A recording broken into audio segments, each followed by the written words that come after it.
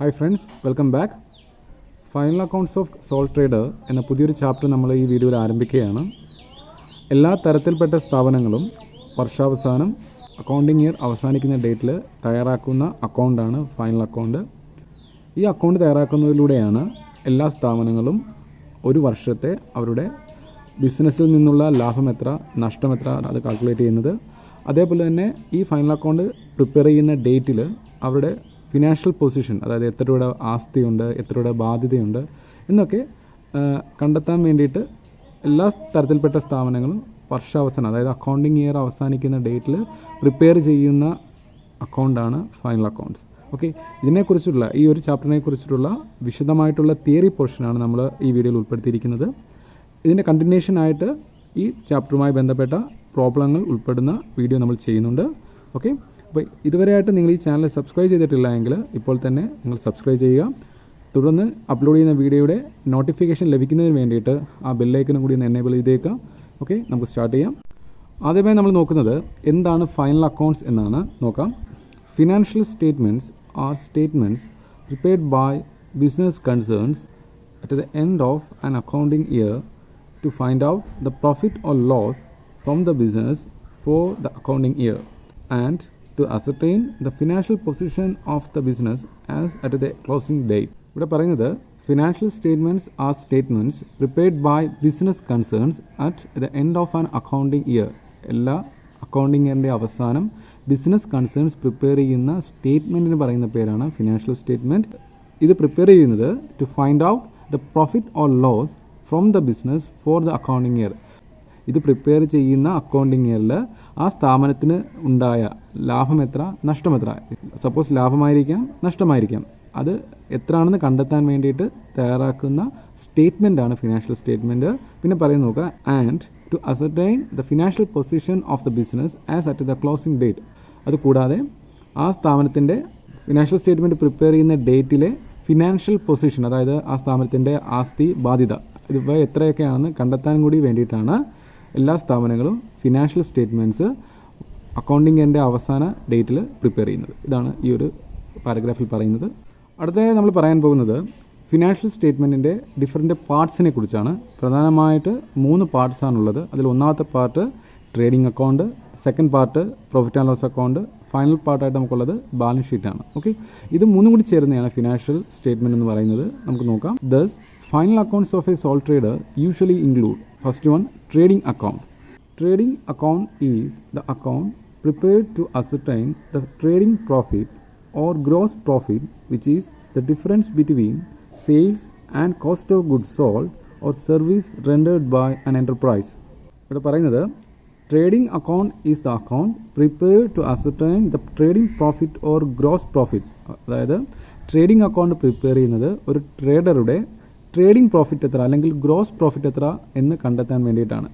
Okay, trading പ്രോഫിറ്റോ അല്ലെങ്കിൽ gross പ്രോഫിറ്റോ കണ്ടെത്താൻ വേണ്ടിയിട്ടാണ് ട്രേഡിംഗ് അക്കൗണ്ട് പ്രിപ്പയർ ചെയ്യുന്നത്. അത് കണ്ടെത്താൻ വേണ്ടിയിട്ട് സാധാരണയായിട്ട് നമ്മൾ ചെയ്യുന്നത് ആ ട്രേഡർ വിറ്റ സാധനങ്ങൾ എത്ര, സെയിൽസ് ചെയ്ത ഗുഡ്സിൻ്റെ എമൗണ്ട് എത്ര, അതിൽ നിന്ന് ആ സെയിൽ ചെയ്യപ്പെട്ട ഗുഡ്സിന് വേണ്ടി ചിലവായിട്ടുള്ള എമൗണ്ട്, അതായത് കോസ്റ്റ് ഓഫ് ഗുഡ്സ് സോൾഡ്, വിറ്റ സാധനത്തിന് ചിലവായ കോസ്റ്റ്, അദ്ദേഹം വിറ്റ വില, ഇവ തമ്മിലുള്ള ഡിഫറൻസിനെയാണ് ട്രേഡിംഗ് പ്രോഫിറ്റ് എന്നോ അല്ലെങ്കിൽ ഗ്രോസ് പ്രോഫിറ്റോ എന്ന് പറയുന്നത്. ഇത് കണ്ടെത്താൻ വേണ്ടിയിട്ടാണ് സാധാരണ രീതിയിൽ ട്രേഡിംഗ് അക്കൗണ്ട് പ്രിപ്പയർ ചെയ്യുന്നത്. ഓക്കെ, അതാണ് നെക്സ്റ്റ് സെൻറ്റൻസിൽ പറയുന്നത്, which is the difference between sales and cost of goods sold or service rendered by an enterprise. ഒന്നെങ്കിൽ സർവീസ് ചെയ്യുന്ന സ്ഥാപനങ്ങളാണെങ്കിൽ അവർ കൊടുക്കുന്ന സർവീസ്, അതിനുണ്ടായ യഥാർത്ഥ കോസ്റ്റ്, അതേപോലെ അല്ലെങ്കിൽ വിറ്റ സാധനം, ട്രേഡറെ സംബന്ധിച്ചിടത്തോളം ആണെങ്കിൽ അദ്ദേഹം വിറ്റ സാധനത്തിന് ഉണ്ടായ ചിലവ്, സപ്പോസ് സെയിൽ നടന്നു, ആ സെയിൽ ചെയ്ത സാധനത്തിന് യഥാർത്ഥത്തിൽ ആ ട്രേഡർക്ക് ഉണ്ടായ ചിലവ്, ഇവ തമ്മിലുള്ള ഡിഫറൻസിനെയാണ് ട്രേഡിംഗ് പ്രോഫിറ്റ് എന്നോ അല്ലെങ്കിൽ ഗ്രോസ് പ്രോഫിറ്റ് എന്നോ പറയുന്നത്. ഇത് കണ്ടെത്താൻ വേണ്ടിയിട്ടാണ് ട്രേഡിംഗ് അക്കൗണ്ട് സാധാരണ രീതിയിൽ പ്രിപ്പയർ ചെയ്യുന്നത്. ഓക്കെ, അടുത്തതായി പറയുന്നത് it is the first statement to be prepared in final accounts. Final account പ്രിപ്പറേഷനിൽ ആദ്യമായി തയ്യാറാക്കപ്പെടേണ്ടത് ട്രേഡിംഗ് അക്കൗണ്ട് ആണെന്നാണ് ഈ ഒരു പോയിന്റിൽ പറയുന്നത്. പിന്നീട് പറയുന്ന നോക്കുക, it is prepared to find out the result of buying and selling of goods or service. ഈ പോയിന്റിൽ പറയുന്നത് ബൈയിങ്ങിൽ നിന്നും സെല്ലിങ്ങിൽ നിന്നുമുള്ള റിസൾട്ട് കണ്ടെത്താൻ വേണ്ടിയിട്ടാണ് ട്രേഡിംഗ് അക്കൗണ്ട് പ്രിപ്പയർ ചെയ്യുന്നതാണ്. ഓക്കെ, സാധാരണ രീതിയിൽ ഒരു ട്രേഡർ ബിസിനസ് ചെയ്യുന്നത് അദ്ദേഹം പുറത്തു നിന്ന് സാധനങ്ങൾ പർച്ചേസ് ചെയ്യുന്നു, അതിൽ അദ്ദേഹത്തിൻ്റെ ലാഭം കൂടി ചേർത്ത് ഒരു സെല്ലിംഗ് പ്രൈസ് നിർണ്ണയിക്കുന്നു, അതിനുശേഷം അത് വേറെ കസ്റ്റമേഴ്സിന് വിറ്റ് അദ്ദേഹം ലാഭം നേടുന്നു. ഇതാണ് സാധാരണ ഒരു ട്രേഡർ ചെയ്യുന്ന ബിസിനസ്. ഇവിടെ ഒരു ട്രേഡർ പുറത്തുനിന്ന് മേടിച്ച സ്ഥാനത്തിൻ്റെ കോസ്റ്റ് 100 രൂപയാണെന്ന് വിചാരിക്കാം. അദ്ദേഹം അത് 150 രൂപ വില നിർണ്ണയിച്ച് മറ്റൊരു കസ്റ്റമറിന് വിറ്റു. അപ്പോൾ ഈ ഒരു ട്രാൻസാക്ഷൻ നമ്മൾ കൂടുതൽ വിശദമായിട്ട് നോക്കുകയാണെങ്കിൽ അദ്ദേഹം പർച്ചേസ് ചെയ്തിരിക്കുന്നത് 100 രൂപയുടെ ഗുഡ്സാണ്, അദ്ദേഹം വിറ്റിരിക്കുന്നത് 150 രൂപയ്ക്കാണ്. അപ്പോൾ ഇവിടെ സെല്ലിംഗ് പ്രൈസ് അല്ലെങ്കിൽ സെയിൽസ് 150 രൂപയും ആ സെയിൽ ചെയ്ത ഗുഡ്സിന് വേണ്ടിയിട്ട് അദ്ദേഹത്തിന് ചിലവായ കോസ്റ്റ് 100 രൂപയുമാണ്. അപ്പോൾ കോസ്റ്റ് ഓഫ് ഗുഡ്സ് ഉള്ള 100ഉം സെല്ലിംഗ് പ്രൈസ് 150ഉമാണ്. ഓക്കെ, അപ്പം ഇവ തമ്മിലുള്ള, അതായത് ബൈയിങ്ങും സെല്ലിങ്ങും തമ്മിലുള്ള ഡിഫറൻസ് ആണ് ഗ്രോസ് പ്രോഫിറ്റ് അല്ലെങ്കിൽ ട്രേഡിംഗ് പ്രോഫിറ്റ് എന്നാണ് ഈ ഒരു പോയിന്റിൽ പറയുന്നത്. അപ്പോൾ 150 രൂപയ്ക്ക് ഒരു സാധനം വിറ്റു, ആ വിറ്റ സാധനത്തിന് വേണ്ടിയിട്ട് അദ്ദേഹത്തിന് ചിലവായത് 100 രൂപയാണ്. ഓക്കെ, അപ്പോൾ വിറ്റ സാധനത്തിന് വേണ്ടിയിട്ട് ചിലവായ ആ തുകയ്ക്ക് പറയുന്ന പേരാണ് കോസ്റ്റ് ഓഫ് ഗുഡ്സ് സോൾഡ്. അപ്പോൾ ഞാൻ ഈ പറഞ്ഞ എക്സാമ്പിളിൽ 100 രൂപയാണ് കോസ്റ്റ് ഓഫ് ഗുഡ്സ് സോൾഡ്, സെയിൽസിൻ്റെ എമൗണ്ട് 150 രൂപയാണ്. അപ്പോൾ ഇവ തമ്മിലുള്ള ഡിഫറൻസ് നമുക്ക് 50 രൂപ എന്നാണ് കിട്ടുന്നത്. അതിനെയാണ് ട്രേഡിംഗ് പ്രോഫിറ്റ് എന്നോ അല്ലെങ്കിൽ ഗ്രോസ് പ്രോഫിറ്റ് എന്നോ നമുക്ക് വിളിക്കാവുന്നത്. ഓക്കെ, ഇത് കണ്ടെത്താൻ വേണ്ടിയിട്ടാണ് സാധാരണ ട്രേഡിംഗ് അക്കൗണ്ട് പ്രിപ്പയർ ചെയ്യുന്നത്. അടുത്തതായി നമ്മൾ വിശകലനം ചെയ്യുന്നത് ഗ്രോസ് പ്രോഫിറ്റിനെ കുറിച്ചാണ്. Gross profit is the excess of sales over cost of goods sold. അതായത് കോസ്റ്റ് ഓഫ് ഗുഡ്സ് സോൾഡിൽ നിന്ന് എക്സസ് ആയിട്ടുള്ള സെയിൽസിൻ്റെ എമൗണ്ടിനെയാണ് ഗ്രോസ് പ്രോഫിറ്റ് എന്ന് പറയുന്നത്. ഓക്കെ, ഇതിന് മുമ്പുള്ള പോയിന്റിൽ പറഞ്ഞ സെയിം കാര്യം തന്നെയാണ് ഇവിടെയും പറയുന്നത്. അതായത് എക്സസ് ഓഫ് സെയിൽസ് എമൗണ്ട് ഇതിന് മുമ്പ് പറഞ്ഞ ഉദാഹരണത്തിൽ 150 രൂപയായിരുന്നു, കോസ്റ്റ് ഓഫ് ഗുഡ്സ് സോൾഡ് 100 ആയിരുന്നു.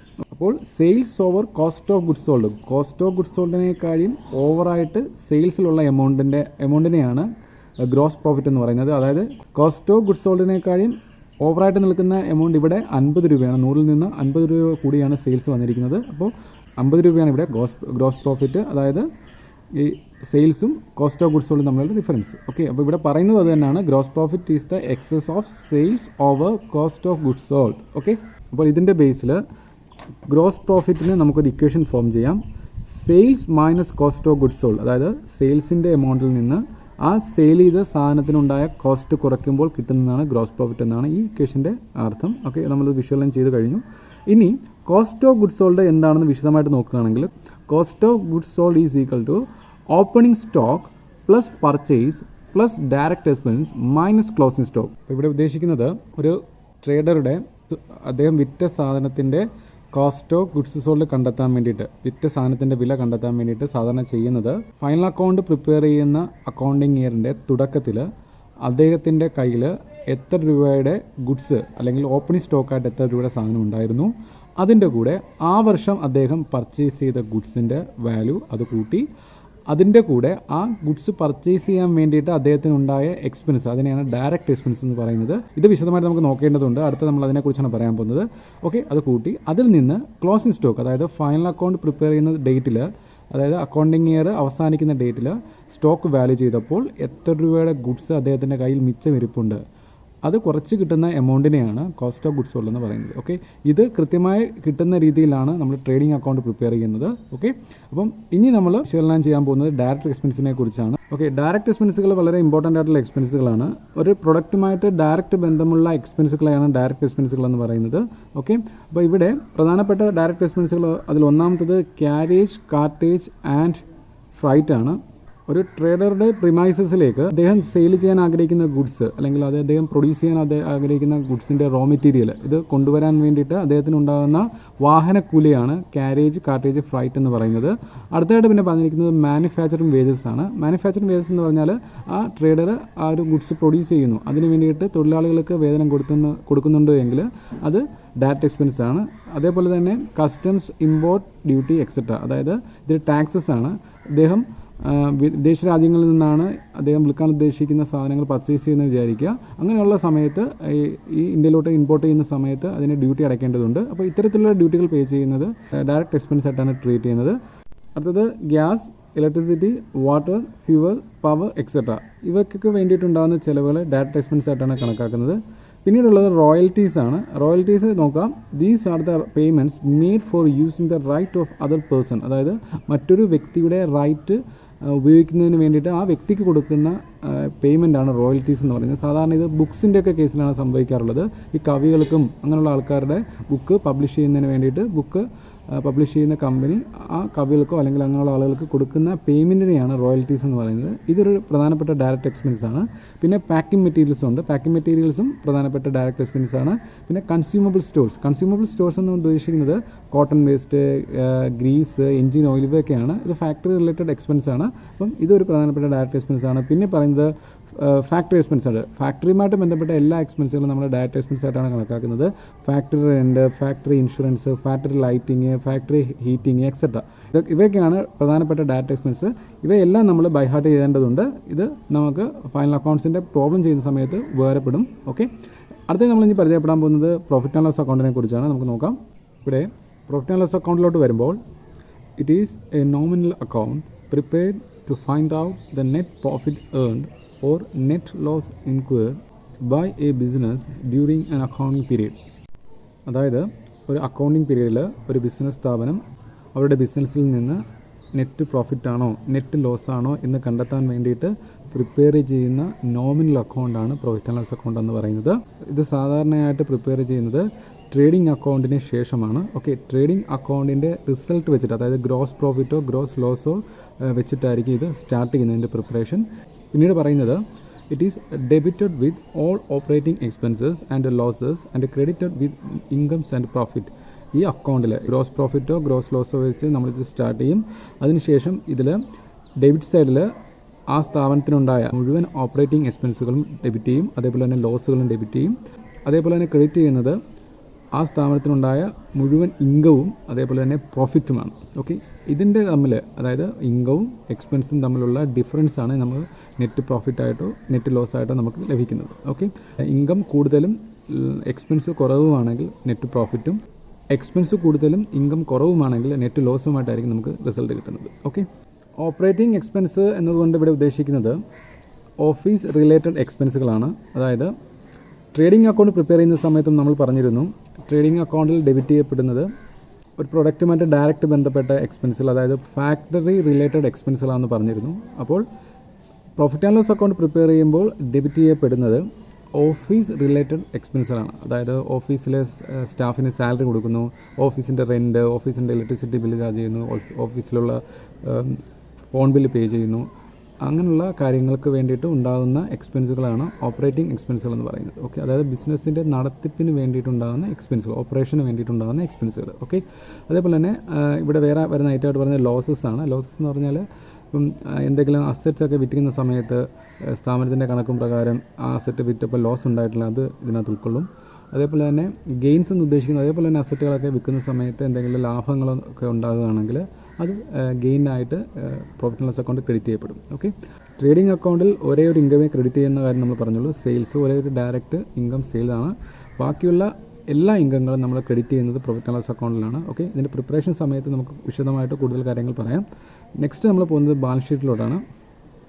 ബാലൻസ് ഷീറ്റിനെ കുറിച്ച് പറയുമ്പോൾ a balance sheet is a statement of assets and liabilities prepared to ascertain the true financial position as at any particular date. ഇവിടെ പറയുന്നത് a balance sheet is a statement. Balance sheet ഒരു statement ആണ്. ഇതിനു മുമ്പ് നമ്മൾ പറഞ്ഞിട്ടുള്ള trading account അതേപോലെ തന്നെ പ്രോഫിറ്റ് ആൻഡ് ലോസ് അക്കൗണ്ട്, ഇത് രണ്ടും അക്കൗണ്ട്സ് ആണ്. നമ്മൾ അവസാനം ഫൈനൽ അക്കൗണ്ട്സിൻ്റെ അവസാന പാർട്ടായ ബാലൻസ് ഷീറ്റ് എന്ന് പറഞ്ഞാൽ ഒരു സ്റ്റേറ്റ്മെൻ്റ് ആണ്. Okay, balance sheet is a statement of assets and liabilities prepared to ascertain the true financial position as at any particular date. അപ്പോൾ ഇത് പ്രിപ്പയർ ചെയ്യുന്നത് സ്ഥാപനത്തിൻ്റെ ഫിനാൻഷ്യൽ പൊസിഷൻ കണ്ടെത്താൻ വേണ്ടിയിട്ടാണ്. അതായത് സ്ഥാപനത്തിന് ഒരു പർട്ടിക്കുലർ ഡേറ്റിൽ എത്ര രൂപയുടെ ആസ്തിയുണ്ട്, എത്ര രൂപയുടെ ബാധ്യതയുണ്ട്, ഓക്കെ, ഇത് കണ്ടെത്താൻ വേണ്ടിയിട്ട് പ്രിപ്പയർ ചെയ്യുന്ന സ്റ്റേറ്റ്മെൻ്റാണ് ബാലൻസ് ഷീറ്റ്. ഓക്കെ, അടുത്തതായി പറയുന്നത് it is prepared at the end of accounting period after the preparation of trading and profit and loss account.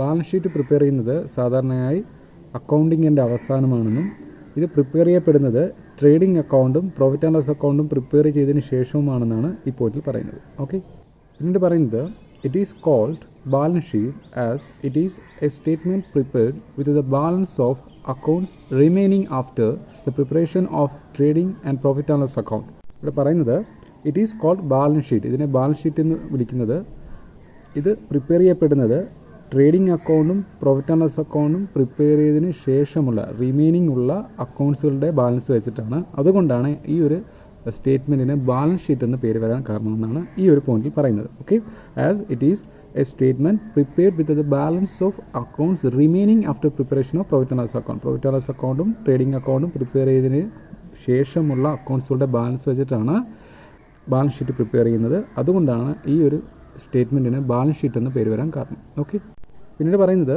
It shows the financial position of A business on A particular date. ഇത് ഒരു ബിസിനസ്സിൻ്റെ particular ഡേറ്റിലെ financial position, അതായത് ആ ബിസിനസ്സിൻ്റെ അസറ്റിൻ്റെ value എത്ര, ലയബിലിറ്റിയുടെ value എത്ര, ഇത് കാണിക്കുന്ന സ്റ്റേറ്റ്മെൻറ്റാണ് ബാലൻസ് ഷീറ്റ്.